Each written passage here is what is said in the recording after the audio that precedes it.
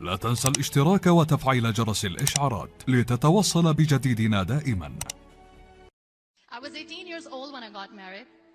I belonged to a very conservative family, a Baloch family, where good daughters never say no to their parents.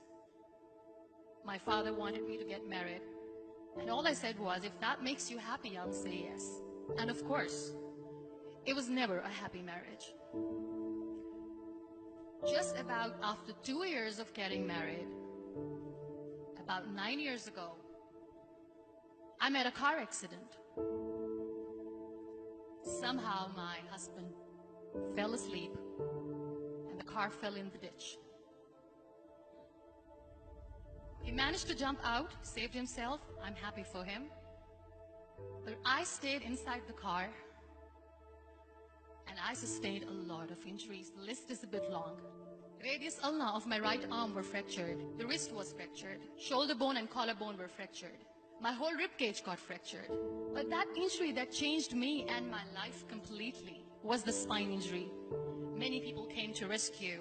They gave me CPR. They dragged me out of the car. And while they were dragging me out, I got the complete transection of my spinal cord. Those 2.5 months in the hospital were dreadful. I was at the verge of despair. One day, doctor came to me and he said, well, I heard that you wanted to be an artist, but you ended up being a housewife. I have a bad news for you. You won't be able to paint again. Next day, doctor came to me and said, your spine injury is so bad, you won't be able to walk again. I took a deep breath and I said, it's all right. Next day, doctor came to me and said, because of your spine injury and the fixation that you have in your back, you won't be able to give birth to a child again. That day, I was devastated. I started to question my existence. Why am I even alive? So what kept me going was, one day I asked my brothers, I know I have a deformed hand, but I'm tired of looking at these white walls in the hospital and wearing these white scrubs. Bring me some colors, bring me some small canvas. I want to paint. So the very first painting I made was on my deathbed, where I painted for the very first time. What an amazing therapy it was. Without uttering a single word, I could paint my heart out. I could share my story. People used to come and say, what lovely painting. So much color. Nobody could see the grief in it. Only I could. And that day I decided that I'm going to live life for myself.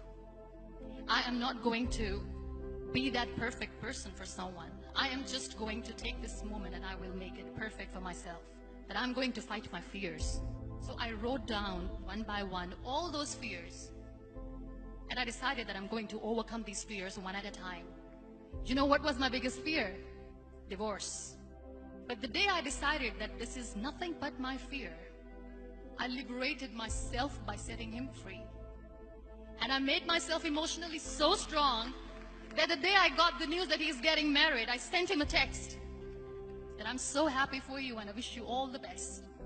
And he knows that I pray for him today.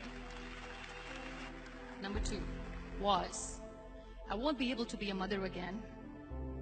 And that was quite devastating for me. But then I realized there are so many children in the world, all they want is acceptance. So there is no point of crying, just go and adopt one. And that's what I did.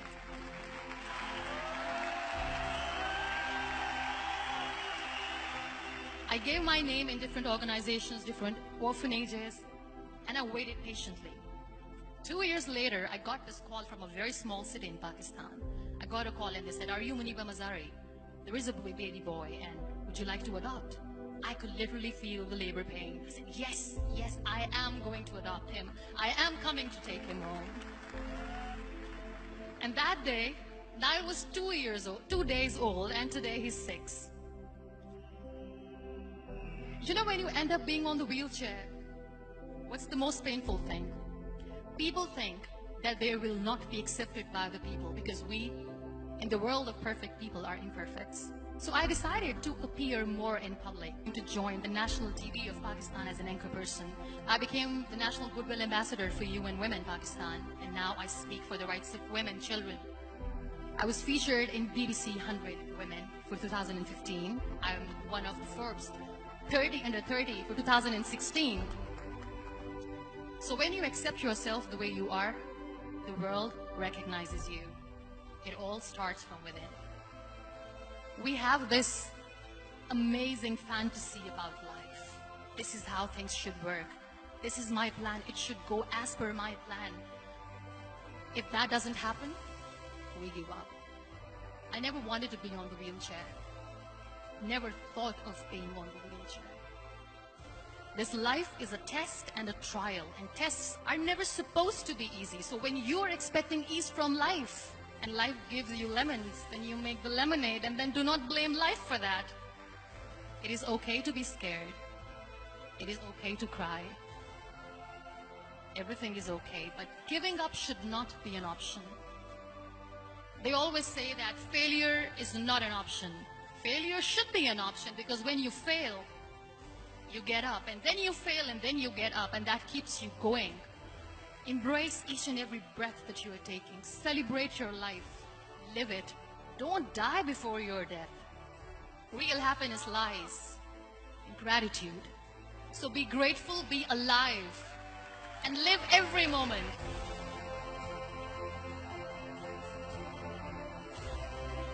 شكرا للمشاهدة.